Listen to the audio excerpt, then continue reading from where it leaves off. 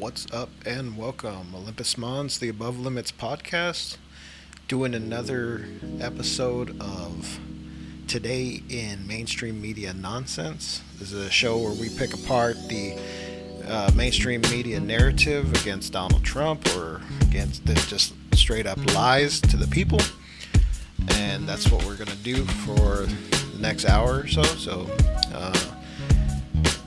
Once again, if you find this video, as everybody says, informative or entertaining, feel free to become a follower, subscribe to the channel.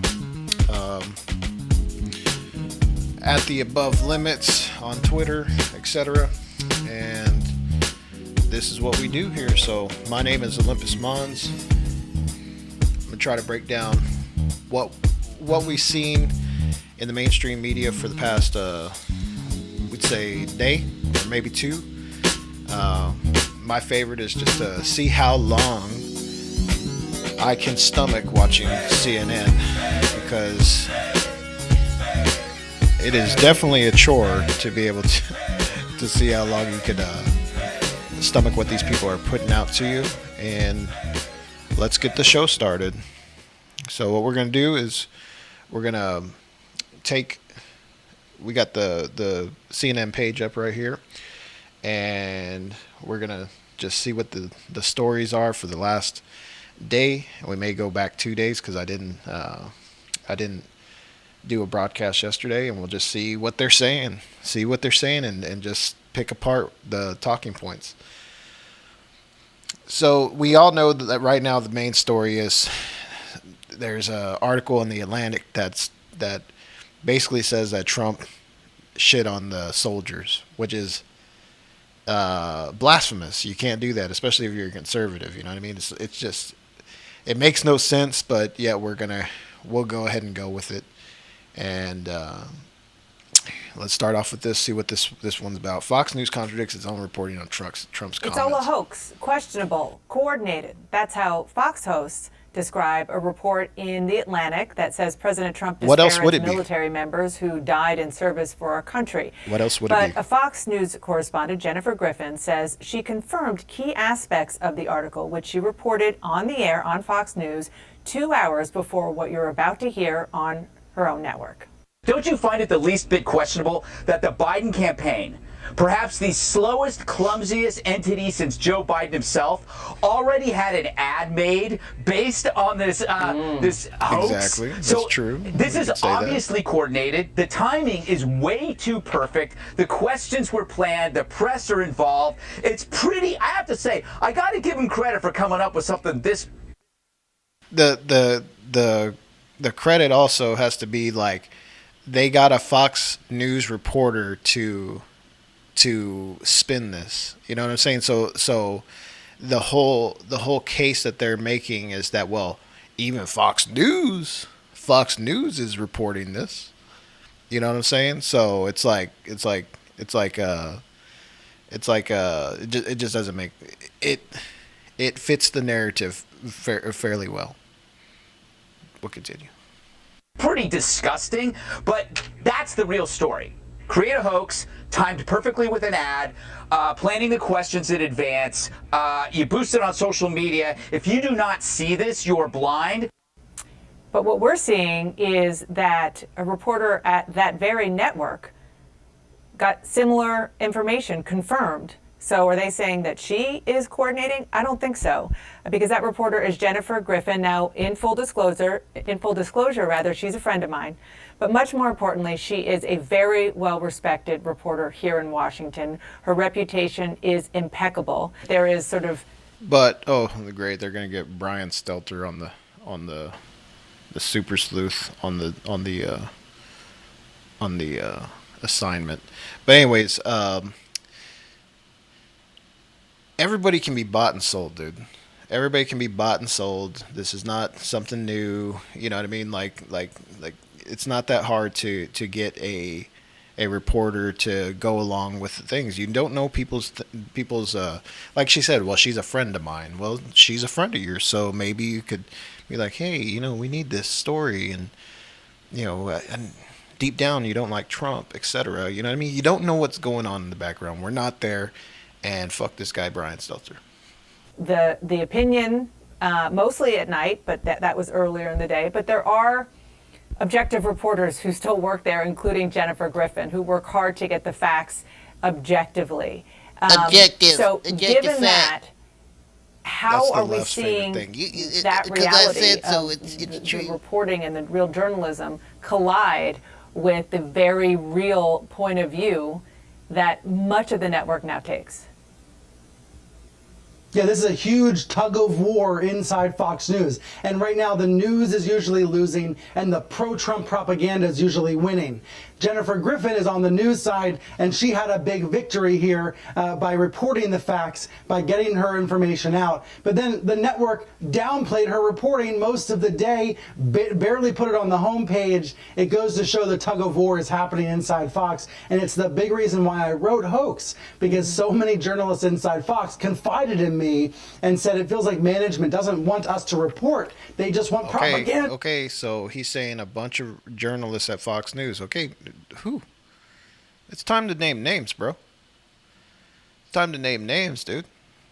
So y'all are on a battle. You say, well, this person at Fox News said that this is true. You know, or if you're a friend of theirs and they're confiding into you, Mr. Brian Stelter, then you need to be like, well, we need to go public with this. We need to be strong. We need to be a front to the truth and objectivism, you know? Look at what the president tweeted overnight about Jennifer Griffin, about Fox, saying she should be fired for this kind of reporting. She should be. Of course, the reality is she should be She's promoted making up bullshit. for this kind of reporting. She's not making up fired. bullshit. She should There's be fired. the president, though, on Twitter saying Fox News is gone. Go work of for course, CNN a few hours and- later, he started and pump promoting out the bullshit. network once again. And that's what the president does every day. He doesn't want news from Fox or anywhere else. He wants propaganda from these outlets. But I think all of this chatter about the president's denials, his toothless denials, they distract from the real point here, Dana, which is that so many news outlets have now backed up Jeffrey Goldberg's reporting for The Atlantic. CNN has matter. backed up parts of it. Fox. Nope. CNN doesn't fucking count. Remember, these people are fucking nobodies. In the grand scheme, they think they're somebodies. They're nobodies, dude. Come on, man. Fox News. A reporter from Fox News. Don't say Fox News. Because as we just saw, there are a bunch of people on Fox News saying that it's a completely made up story. The Washington Post and other outlets. Fuck the Washington so you have Post. multiple reporters from multiple directions, Bullshit. all substantiating this core. What we've seen so far in this election cycle is that the media is softballing Joe Biden the presidency. You know what I'm saying? They give him softball questions. They don't hold him accountable. They're just softballing him. Reporting.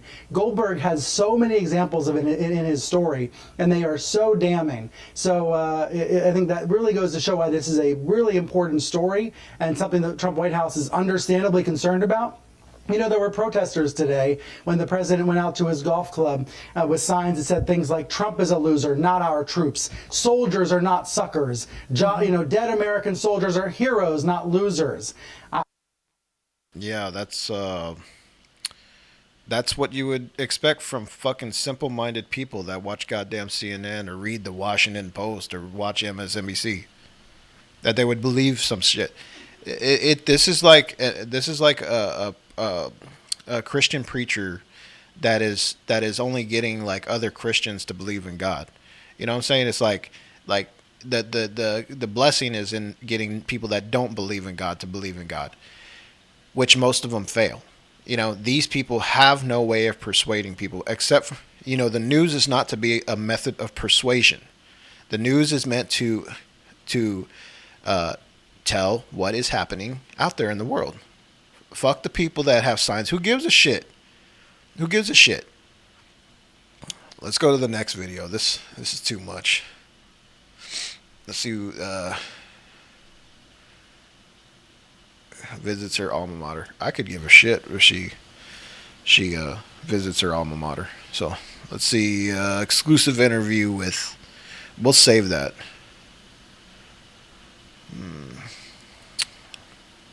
Okay, let's see. Let's see this. I have no idea what this person is going to talk I about. was sad because of how unsurprised I was, and yet surprised at how angry I've been in the last 24 hours since reading this article. But here's the thing, Don. Folks who have served like myself, folks who are in the service right now, we didn't need this article. The troops already know. They heard him come into office and say that the military was in terrible shape until he got there. They've heard him say that they don't fight to win anymore. They've heard what he said about John McCain. They remember the Yemen raid where Fuck John McCain. Okay? He was a neocon who killed many people. He's a killer. He killed people.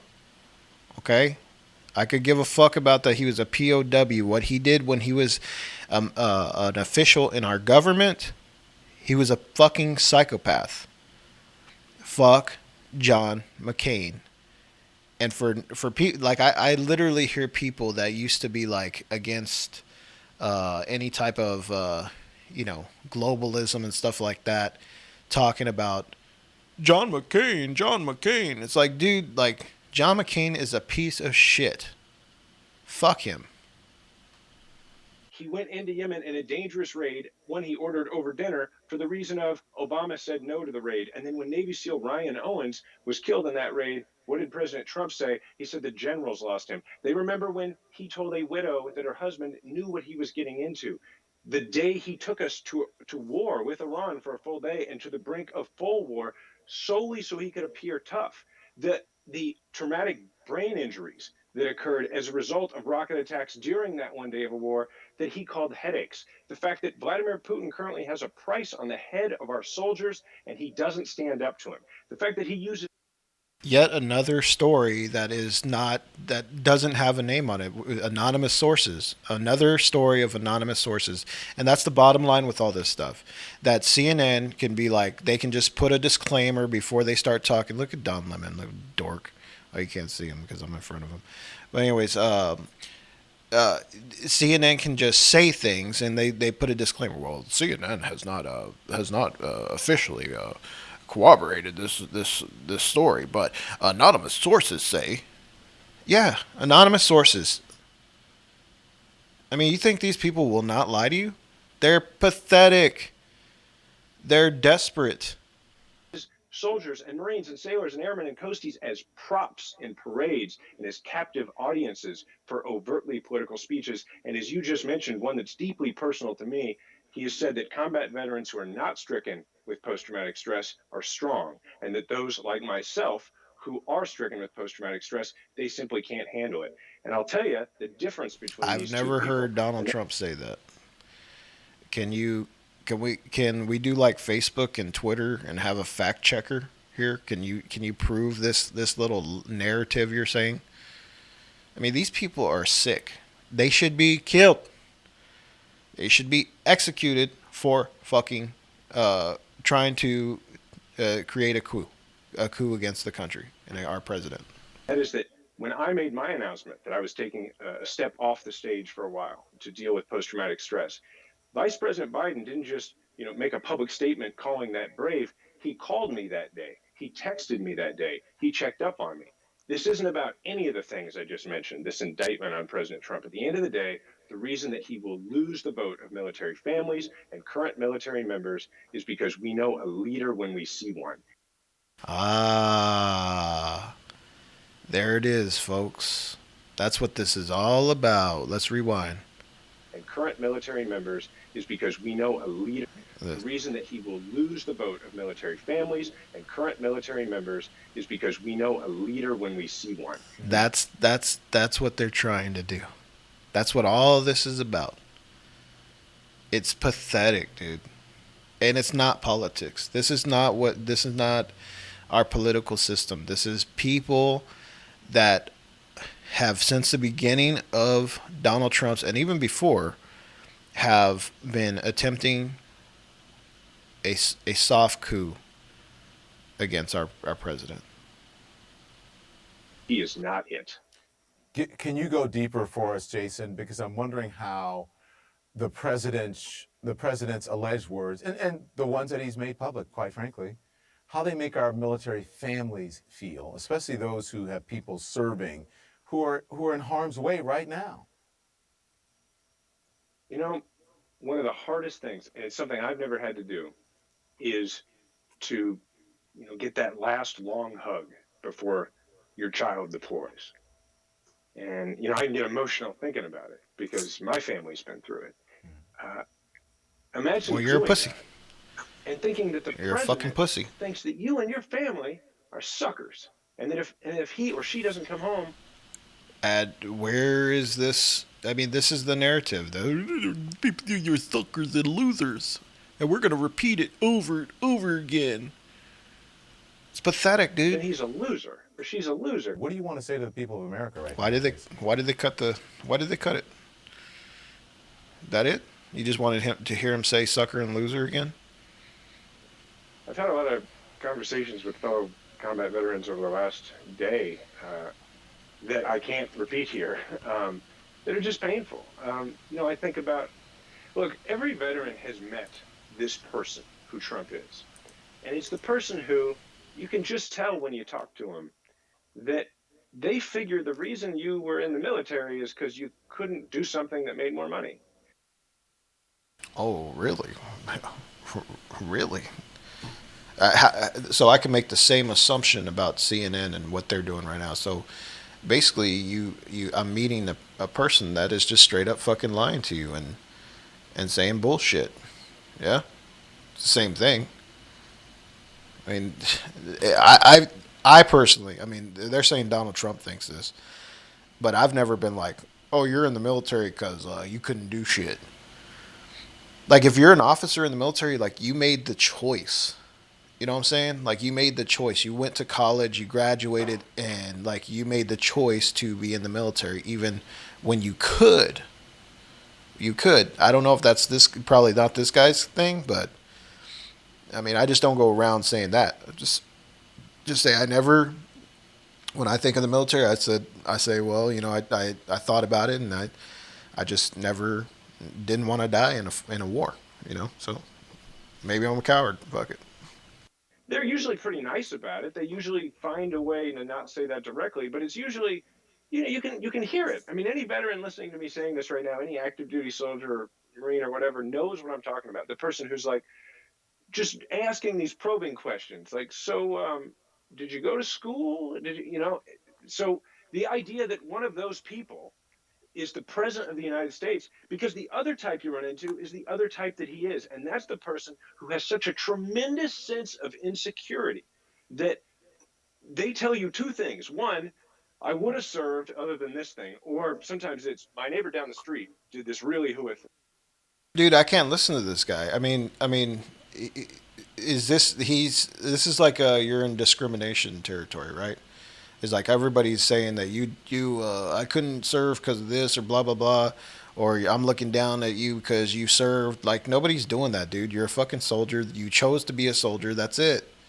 It wasn't my thing. You know what I'm saying? It wasn't my life's path. Like, this dude's full of shit, man. Gold Star Father. Let's see. Let's see this one. President Trump tonight denying reporting from The Atlantic that he allegedly called members of the military who made the ultimate sacrifice for their country losers and suckers. But my next guest knows the truth. He said, she said, he said that everybody that was in the military loser. Just think of how that fucking sounds. It sounds stupid. That's dummy talk. But you know who the losers and suckers are? The people that actually fucking believe this. With no, oh, well, the news verified it. Who gives a fuck? These people are nobodies. These news people are fucking nobodies, man. Test. There we are. These news people are fucking nobodies, man.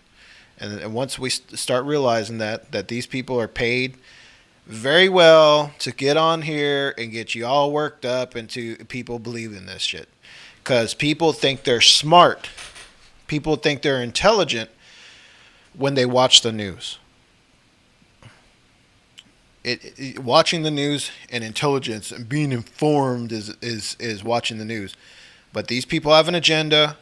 Most of it's about money. The other's about power to control you, especially in these COVID days. True meaning of sacrifice. He lost his son, a U.S. Army captain in Iraq in 2004. Let's discuss now. Let's talk to Khizr Khan. He is a Gold Star father and surrogate for the Biden campaign. Mr. Khan, it's an honor. Thank you for joining. I appreciate it. Surrogate for the I'm Biden honored campaign. to be with you. You said that the president's alleged comments calling fallen soldiers losers help us understand his soul. What do you mean by that, Mr. Khan? Well, He was reading. the words we say are a window into our souls, how we see the world and our place in it. So when Donald Trump calls anyone who places their life in service of others, life of service to the country, a loser, we understand Trump's soul. By his accounting, self-sacrifice doesn't make sense.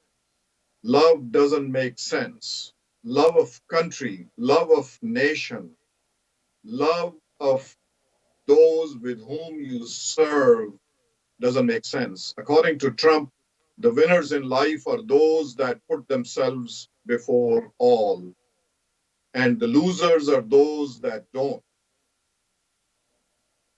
His life is a testament to selfishness. We know enough about his. Is it? His life is a testament of selfishness. Trump's a winner. Trump is a winner. He wins. Okay? He's been doing it since the fucking 80s and the 70s, dude. Well before that also. He's Donald Trump. His restrooms are made out of gold. He shits on gold. Well before he was a president. Now he's at the height he's the president of the United States of America. That's not a testament of selfishness. That's a testament of succeeding and success. I'm sorry. This guy's absolutely wrong and shouldn't be talking. People that don't know what they're talking about should not have a platform to talk. Let me take that back. You should definitely shame them for talking out their ass. Background about his life, how he has lived. Needless to waste our time on that. He calls our war dead losers and suckers. And celebrates autocrats and dictators. I mean, North Korean dictator and Russian autocrat, his benefactor in his real estate business. Words count because they tell us who we are. We have heard his words. His words are on record, calling our heroes losers, suckers. How many times are you going to repeat that? Donald Trump told us who he is. The first step of hypnotizing is through repetition. You heard it here, folks. The first step in hypnotizing people is repetition. Remember that. Own words. He is incapable of understanding service, valor, and courage. His soul cannot conceive of integrity and honor. He has lived a dishonorable life. We know enough about that now. Shut up. Dummy talk. Let's see. More on this whole story. Repetition. They're gonna just they're just nonstop repeat over and over again. Boozers and suckers. Tonight, more fallout This about fucking a retard. truly stunning report about President Trump's apparent disdain for fallen American troops. For more on today's developments, I want to bring in former Defense Secretary Chuck Hagel. Mr. Secretary, thanks so much for joining us. We appreciate it. I want to get your reaction to this reporting in The Atlantic that President Trump called fallen U.S. troops losers and suckers, and he apparently disparaged wounded veterans, according to this report. But just before I get to that, I want to ask you, you saw what the president was saying just a few moments ago during his press conference about the former chief of staff, retired General John Kelly. He seemed to disparage John Kelly, saying he didn't do a good job, that he was exhausted on the way out, sort of mocked his reputation as being a tough guy and so on. What did you think of that? Well, Jim, thank you for having me. I did see it. It was disgusting. If this wasn't so serious, if this wasn't coming from the commander-in-chief of the United States of America to say this about a four-star general who has committed, he and his family committed their lives to this country, given a son to this country in battle. And to say that it is degrading, it's despicable, and there is no defense of it. There is no defense of what he has said about General Kelly. I worked with General Kelly when I was Secretary of Defense. There is no more of an honorable man than John Kelly, or no more of a patriot committed to this country than John Kelly. And so do you believe what The Atlantic is reporting about the president's comments about fallen troops being losers and suckers and so on?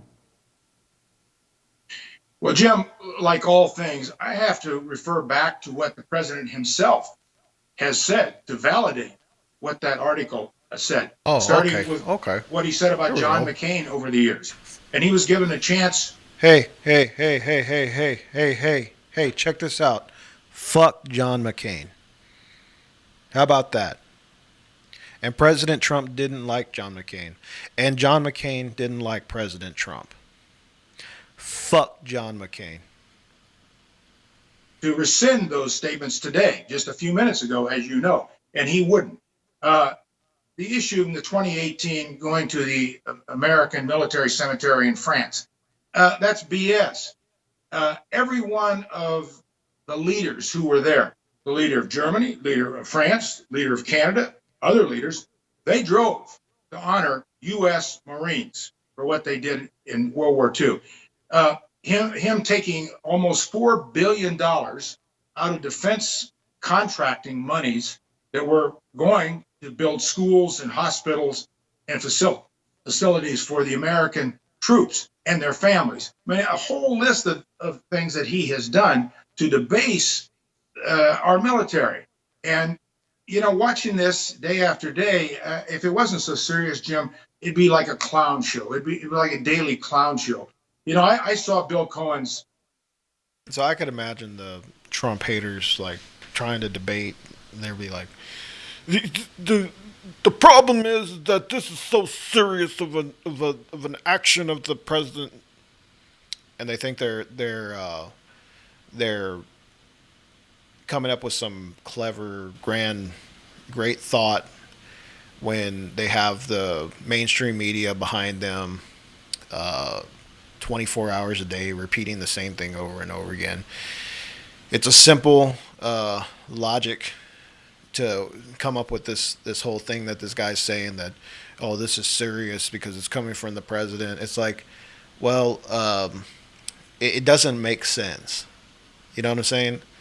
Like nobody goes around just calling the troops losers and suckers because they died. You know what I mean? Like, it's illogical to think that anybody thinks that, and especially President Trump, who's like has to be, because he's a conservative, super patriotic, and is probably around so much military in his daily, like the commandant's own, like they're playing like that's the president's band, and they're like playing like patriotic stuff, like you're surrounded by it. You know, you a normal person like me, I'd be like sick of it, like fucking quit playing that goddamn song, but you have to. You know what I mean? Like for him to just say, "Oh, they're losers and suckers," so fucking ridiculous. And this guy's acting as if, well, whoever leaked this obviously is upset. And we seen that John Bolton was obviously upset and wrote lies too. You know? So it's just another fucking story that he said, she said bullshit. And they think that people are going to fall for it. And like we said, we found out earlier, it's just to try to get the military vote. But only simple-minded people are going to believe this shit. It's yet another daily grievance, and this is the reason why I have this fucking... I started this show, is to point out the dumbassness of comments CNN. Earlier in the last hour with you, when he talked about how the United States has fallen in the eyes of the world, how we have post-World War II been a leader, we've been respected for our values, our morals. We haven't done anything right. We've made a lot of mistakes. But everybody knew they could count on us. They could count on a president who said the right thing. You know, when he talks like that, that's not about the military. That's not about the military. That's talking about having leaders like President Obama, and then before him, George W. Bush, who started wars that literally we're still fighting 20 years later. You know what I'm saying? For what? That we can't get out of. We can't just leave. You know? Things, although we all disagree with different actions, but we've lost that. And I think that's the bigger story here. And then what this does, this Atlantic story, it focuses on the debasement of our veterans, of our men and women who give of themselves to this country. I mean, it's really astounding. And I sense the passion coming out of your voice. We heard the same from the former Secretary, William Cohen. What is it about this story? What is it about this subject that so concerns people in the military community, people like yourself? And concern is not really a strong enough word. You get the sense that there are people in the military community who were just outraged by the president's behavior and what has been reported in the Atlantic magazine. Well, Jim, part of my reaction is not just as the former Secretary of Defense, the leader of our armed forces in America and a former United States Senator, but more to the point, I am a veteran myself. My brother Tom and I served together in Vietnam in 1968. We met the finest people we've ever known in our lives, their families, everything they represent. That's where I start. This dude's boring, dude. I'm sorry. I can't. I'm sitting here listening and just falling asleep. Sorry, dude. California wildfires cause hundreds to flee as creek fire spread. Yeah. There's fires in California, and there's hurricanes on the Gulf. They're never going to go away. Trump's new, what is this? Political embed. Let's see what this has to do with. First of all, for people who might be a little bit confused about this, Daniela, what exactly does it mean to be a political embed? Yeah, Christy, we are the eyes and ears of CNN on the campaign trail. We are the ones who cover. We are the ones. We do this. It's us. We're important. We are important. We do this. Yes, we. They can do their job. Yep. And be able to Yep. report the news We. on CNN. I mean, I Jasmine, have you had a moment need to chill on the coffee. where you thought, I don't know if I'm going to get this? Well, what was one of your biggest challenges on the trail? I mean, there are so many times that I can recall thinking, like stressing out about, okay, there's news happening. How am I going to get this back? I think one of the challenges is honestly logistics, right? You are carrying. I'll give him another gear. 10 seconds You before I also, change while this you're shit. carrying that gear, you're having to report back. You're having to send emails. You're having to answer texts. You're really having to be online all the time so that when news is happening, you are in front of it for the network. You are getting that information back in a timely fashion. Boring. Boring. We're saving that Kamala Harris bullshit. Welcome back, friends. Welcome back to the Corbett Report. I am your host, James Corbett of Corbett. Somebody interrupting me. Let's see. Let's see what else. Let's see what this Dr. Fauci video says. Dr. Fauci. Dr. Anthony Fauci, who's joining us now. Dr. Fauci, thanks so much for joining us.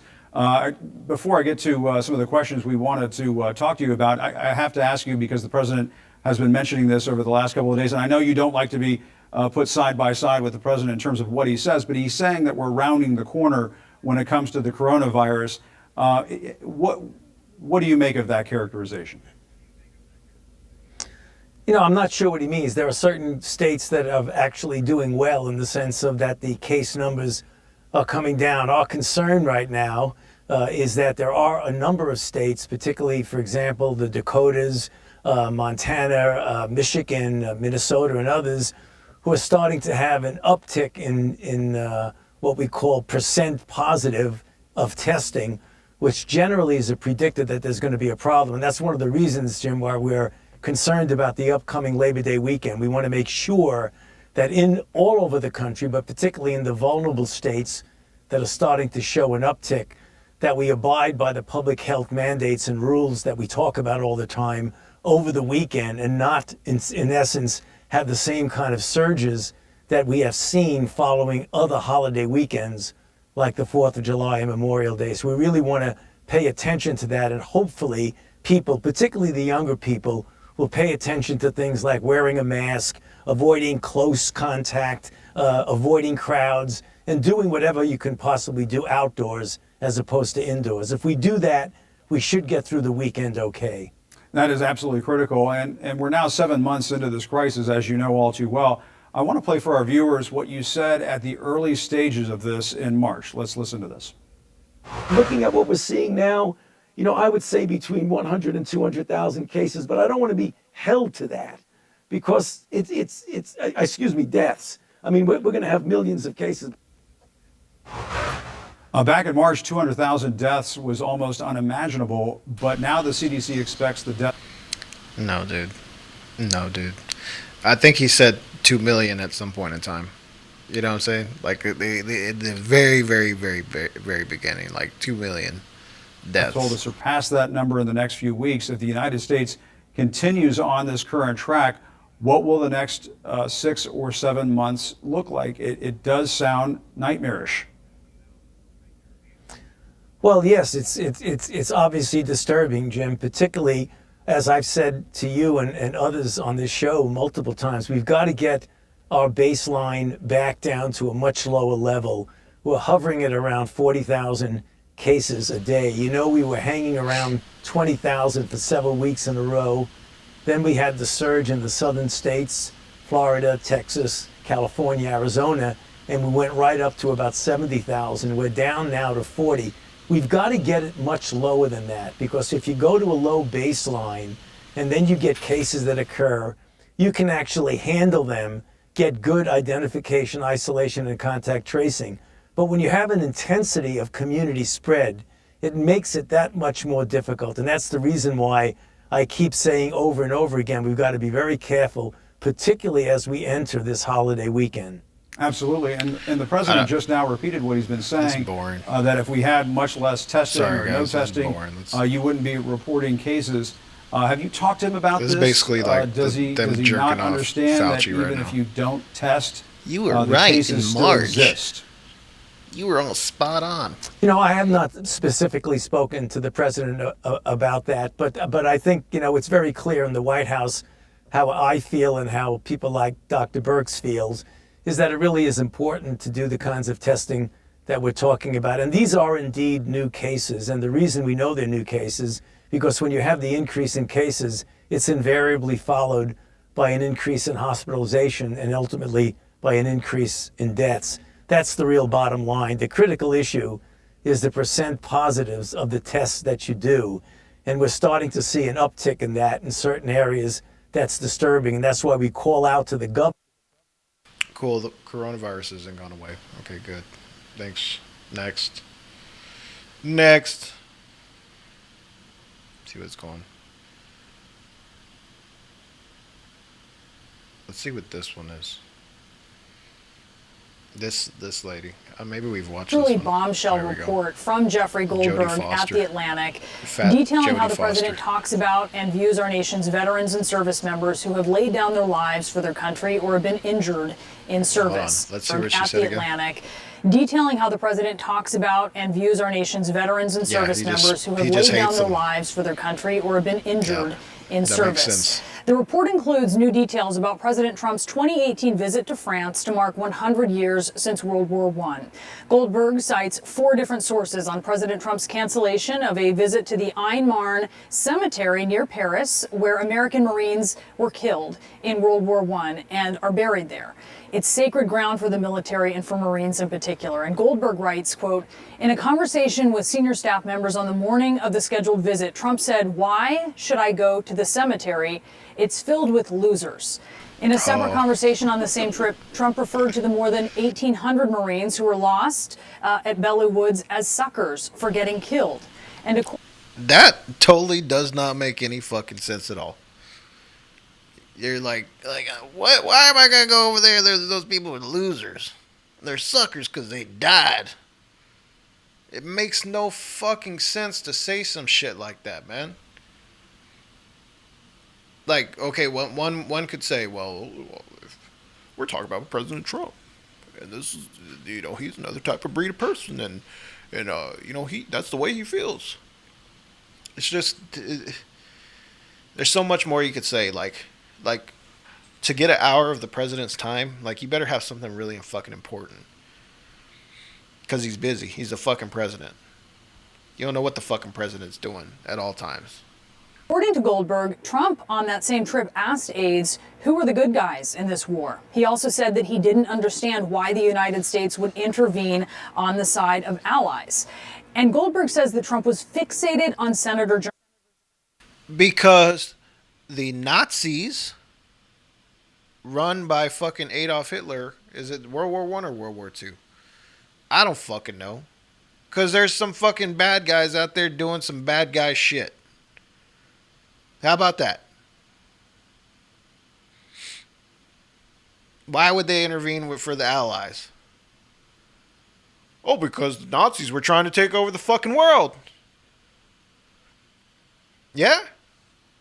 Dumbass. John McCain, who was held in captivity for more than 5 years as a prisoner of war in Vietnam. He writes that when McCain died in August of 2018, Trump told his senior staff, according to 3 sources with direct knowledge of this event, "We're not going to support that loser's funeral." And he became furious, according to witnesses, when he saw flags lowered to half staff. "What the bleep are we doing that for?" he said. "Guy was an effing loser," according to this report. That's what the president. He might have said all that shit. Fuck John McCain.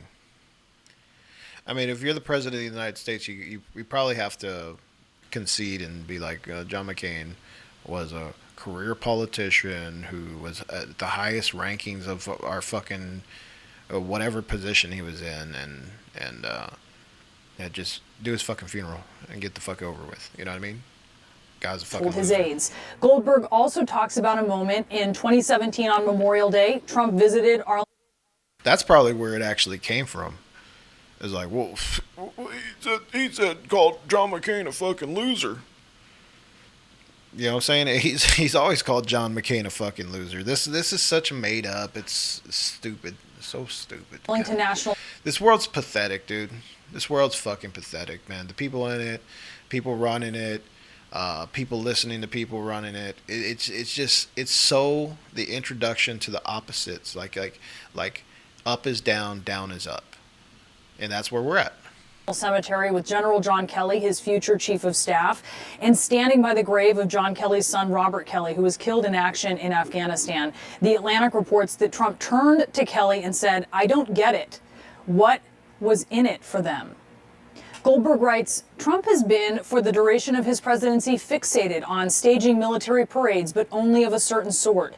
In a 2018 White House planning meeting for such an event, Trump asked his staff not to include wounded veterans on grounds that spectators would feel uncomfortable in the presence of. Yeah, don't bring wounded veterans there. Yeah. Okay. Wounded in action. Don't bring them.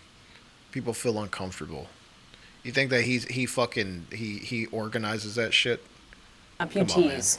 Nobody wants President's to doing see other that, shit. He doesn't said. organize fucking. He also reports after a White House briefing given by the then chairman of the Joint Chiefs of Staff, General Joe Dunford, that Trump turned to aides and said, that guy is smart. Why did he join the military?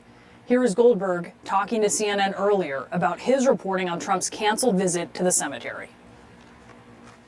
Donald Trump expressed directly to senior aides his lack of desire to go to the cemetery and not to risk 90 minutes in traffic because he doesn't understand why one. I watched this interview and he was talking about this guy out of his own mouth was saying that it was like raining and that it was you know, he could say 90 minutes in traffic, but he could, you know, when the president goes places, he has to, it's very hard for him to get around, or there's preparation for anywhere he goes. So if the dude is in 90 minutes of traffic in the middle of fucking France, that could be a fucking problem for a busy fucking president of the United States. Not a fucking Germany, fucking Italy or whatever. The United States. Give me a fucking break with these people, man. Would go pay that level of respect to fallen American soldiers. He also, by the way, expressed directly fear that the rain, which was quite heavy at times, would mess with his hair. Now, the president is angrily denying this. He's declaring that it's fake or from former disgruntled employees. He spoke just moments ago. It's a fake story written by a magazine that was probably not going to be around much longer, but it was a totally fake story, and that was confirmed by many people who were actually there. It was a terrible thing that somebody could say the kind of things, and especially to me, because I've done more for the military than almost anybody else. There's nobody that considers the military, and especially people that have given their lives in the military, to me, they're heroes. To me, they're heroes. It's even hard to believe how they could do it, and I say that. It's so the level of bravery, and to me, they are absolute heroes. Trump also went on Twitter earlier, and he insisted in a flurry of tweets that while he was never a fan of John McCain, he never called McCain a loser and approved his funeral without hesitation or complaint. CNN has not independently confirmed the reporting that The Atlantic has, but the Washington... Okay. Now what's she gonna say? Post has, and an AP reporter who is a former Marine infantryman has as well. The problem for the president here is that his comments about the war dead and injured are not out of character. So why hasn't CNN done it? Why hasn't they done it? Right? He's spoken ill of them before, and he even lied in that denial about his comments about John McCain specifically, because he did call McCain a loser. He did it twice, in a tweet and when he initially attacked him being a war hero. 2015, people. Let's go back. 2015.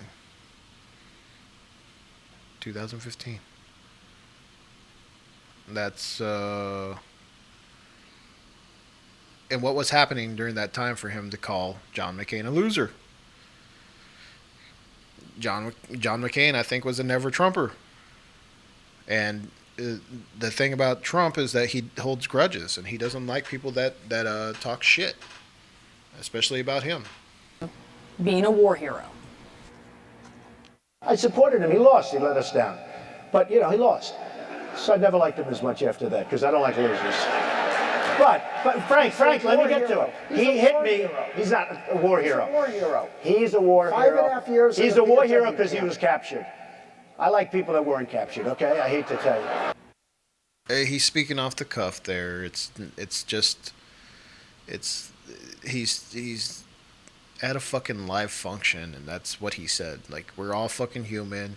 I'd rather have somebody real like that can speak off the cuff than like a Joe Biden who's like up there fucking reciting old ass speeches he did a long time ago that he plagiarized. Give me a fucking break.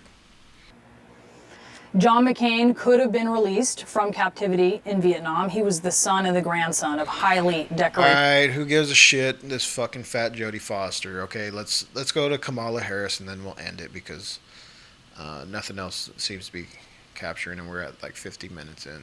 You're probably like.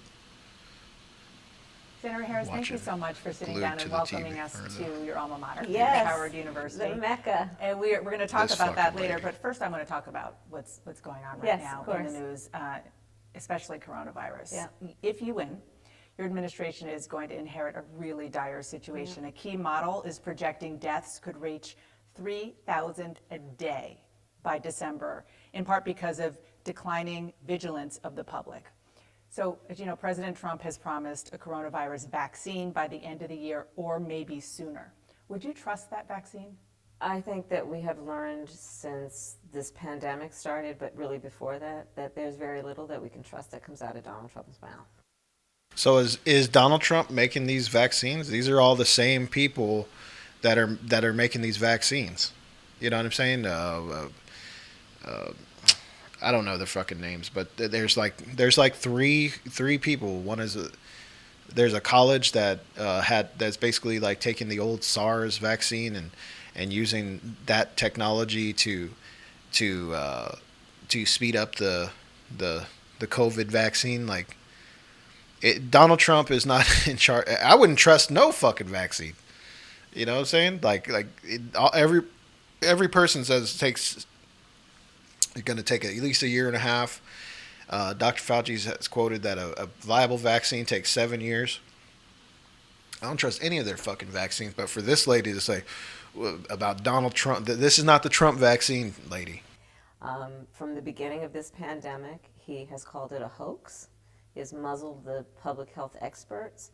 He has minimized the seriousness of it. He has created false expectations for the American people and American families, even though if he had listened to the scientists and the experts, he would have understood the gravity of it and the power that he as President of the United States has to actually save lives. And none of those were his priorities. His priority was to do whatever he thought was politically expedient.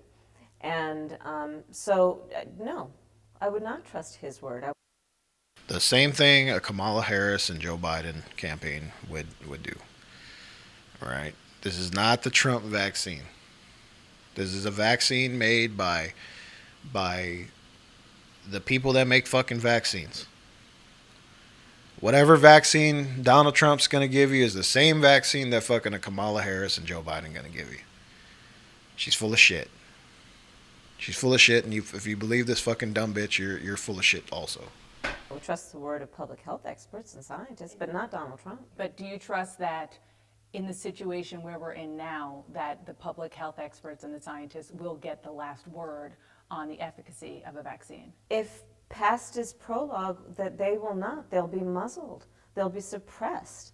They will be sidelined because he's looking at an election coming up in less than 60 days, and he's grasping for whatever he can get to pretend that he has been a leader on this issue when he has not. So let's just say there's a vaccine that is approved and even distributed before the election. Would you get it? Well, I think that's going to be an issue for all of us. I will say that I would not trust Donald Trump, and it would have to be a credible source of information that talks about the efficacy and the reliability. It's going to be the same fucking vaccine. Okay? And the information will be out there. Okay? This lady is dumb. Whatever he's talking about. I will not take his word for it. He wants us to inject bleach. No, I will not take his word.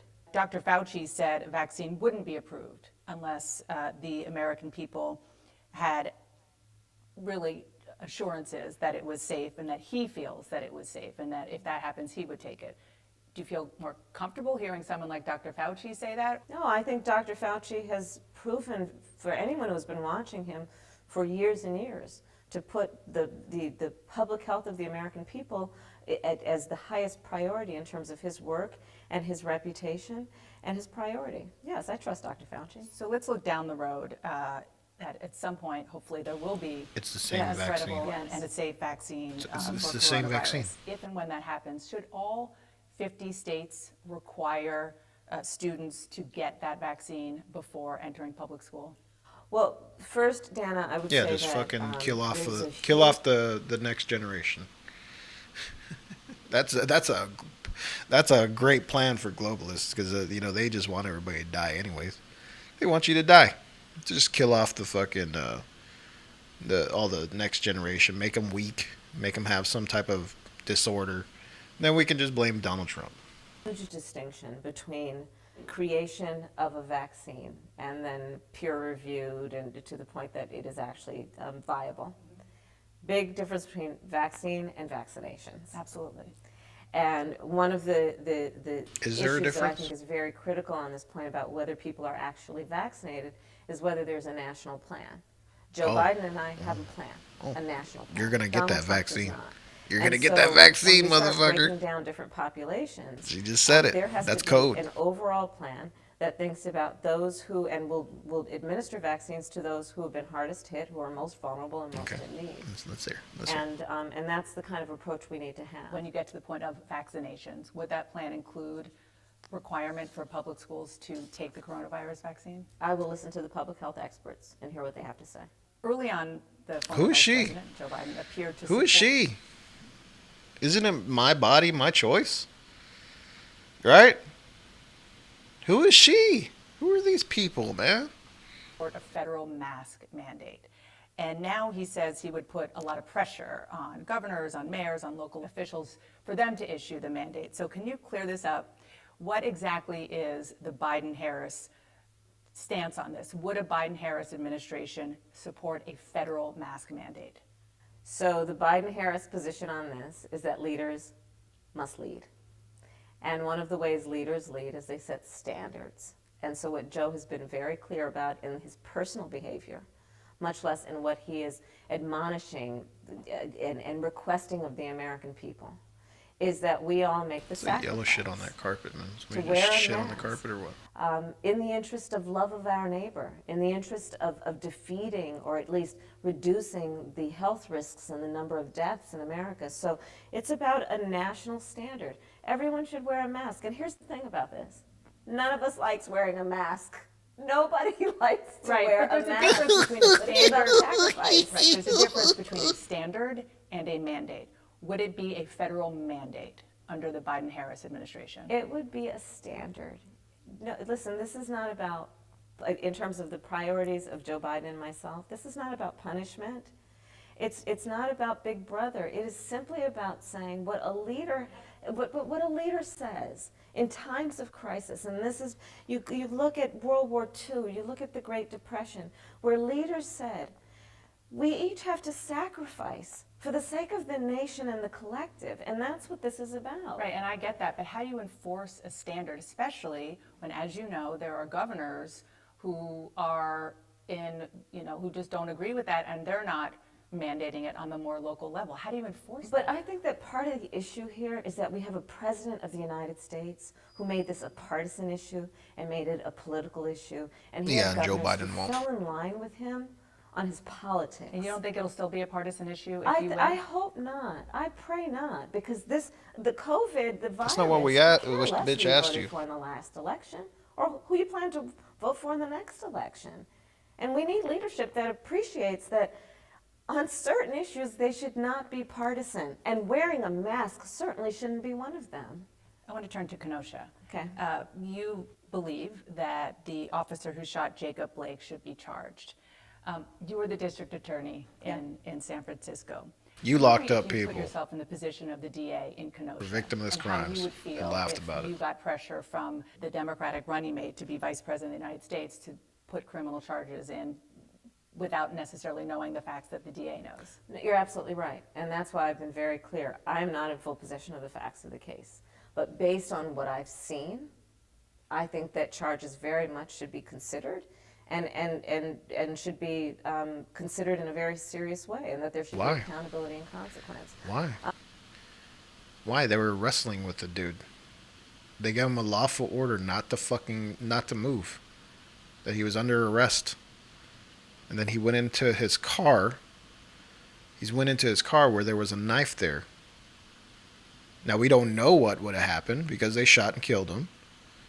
But the police do drills and training, like pointing out that you're now dead because you allowed someone to grab a weapon and to when you're in even when you're there's distance between you and somebody's coming at you with a projectile or was it not projectile but a weapon, like you can be incapacitated, you can lose your handgun and be killed with your own handgun, or we don't know what would happen because we don't have these timelines we don't have the ability to see what would happen if the guy was killed, okay, or the guy was shot because he chose to do something stupid. But I think the bigger point here is also that we have to agree that we can't have a system that does not require accountability and consequence for everyone who breaks the rules or breaks the law. And that includes police officers. But everyone is entitled to due process. Everyone, including police officers. And I encourage that. I support that. I think our democracy and our system of justice requires that. The way I took what you said, I think it was last week, was much more forward-leaning, No, that they should be charged. I think that based on He what should I be saw, charged. I think based on what I saw, he should be charged. But I am not in full possession of the facts and the evidence, and I'm clearly not the prosecutor in the case.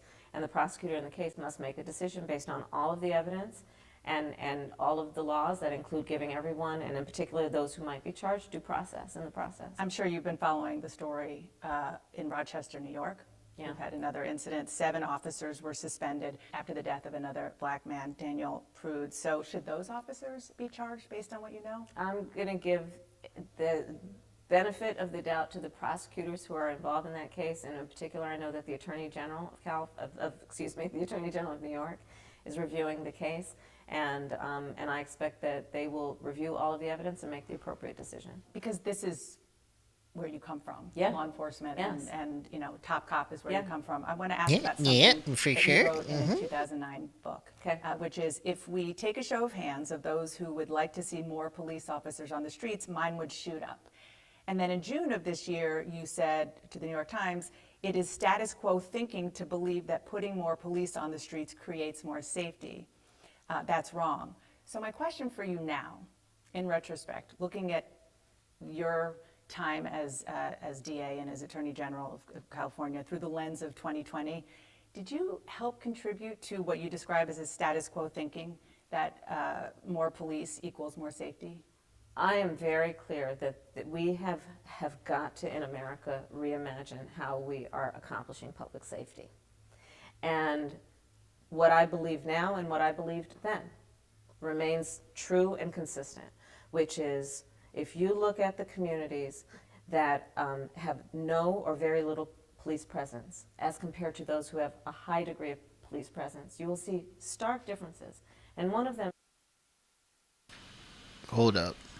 Because those are usually communities that are in poverty. And poverty breeds criminality. This goes back to just simple logic. What she's talking is bullshit. These people are her electorate, or these people are her constituents, or whatever they are. These are the people that get her elected. They're the voters. They're the Joe Biden voters. She's full of shit, and they're hypnotized to the idea, just like with Obama. Obama gonna pay for my gas. He's gonna give me free gas. We don't have to pay no rent no more. He's giving us phones. No. You don't work, you'll be homeless, going to the Salvation Army for your two meals a day if you're a woman, your 1 meal a day if you're a male. You won't get your meal on Saturdays if you're a male, and you'll be in homeless shelters. Is this: if you go into any upper class suburb in America, You will not see police presence, but what you will see are well-funded public schools, high rates of home ownership, small businesses that have access to capital. You'll see families who have jobs where they don't have to worry and you're about not getting going to to the have end of the month and it, feeding nothing's their going to children. change under Joe Biden. And so if we want Straight to up. create safe communities, one of the smartest ways we can do that is invest in the health of those communities, because healthy communities are safe communities. Would your hands still shoot up? Have we if somebody else? have we not been doing that? Do we not do that?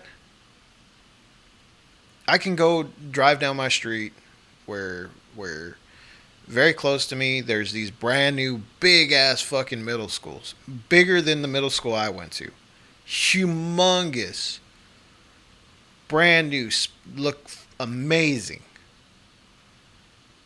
We are investing into people. The problem is that some people are fuck ups. Some people are low lives, and they're going to be low lives their whole life. And they're going to be, my life sucked. I can't get ahead.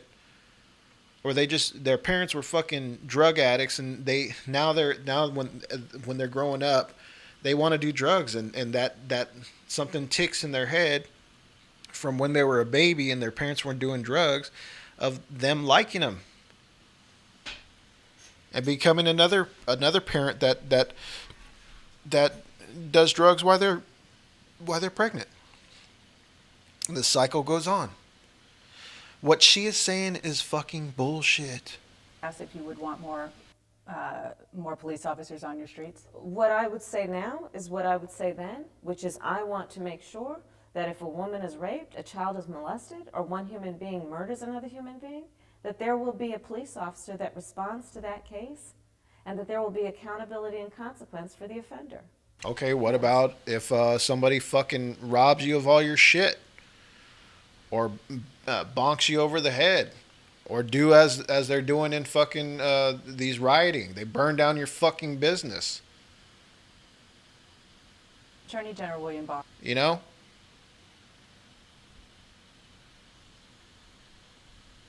This makes no sense to me, said man. on CNN that he does not believe there are two justice systems in the United States for black and white Americans.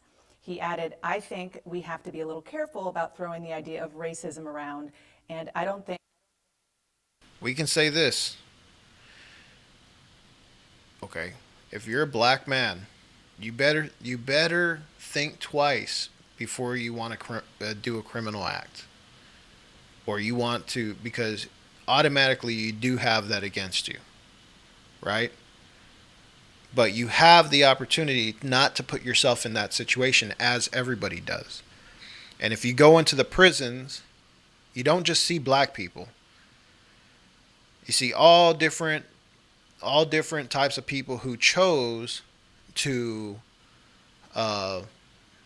commit a crime, whichever crime, and there's a story behind it of how they got there. And it is nobody's fault other than their own. And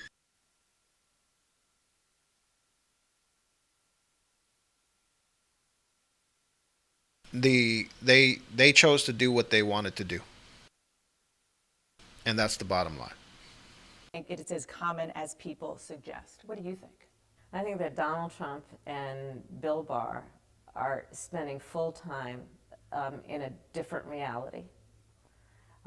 The reality of America today is what we have seen over generations and frankly since our inception, which is we do have two systems of justice in America. But here's the thing that gives me a sense of optimism and a sense of belief in who we are as a nation. We also have an ideal that is inscribed in marble on the Supreme Court that we all hold dear, which is that ideal of equal justice under law. And so while we have two systems of justice, we also fight for equal justice under law. And that means doing what Joe Biden and I are proposing, which is having a criminal justice system that, yes, bans chokeholds and carotid holes, make sure that we're going to require accountability for police officers who break the rules and break the law, that we are going to invest in communities and the economic strength of those communities. But doing it all recognizing that there are huge disparities in our country based on race. And it does us no good if we want to solve those disparities, to pretend they don't exist. And that exists in police forces across the country? There's no question that we have seen an unacceptable incidents for generations of unarmed black men being killed. Nobody can deny that. You look at the numbers. What about armed black men?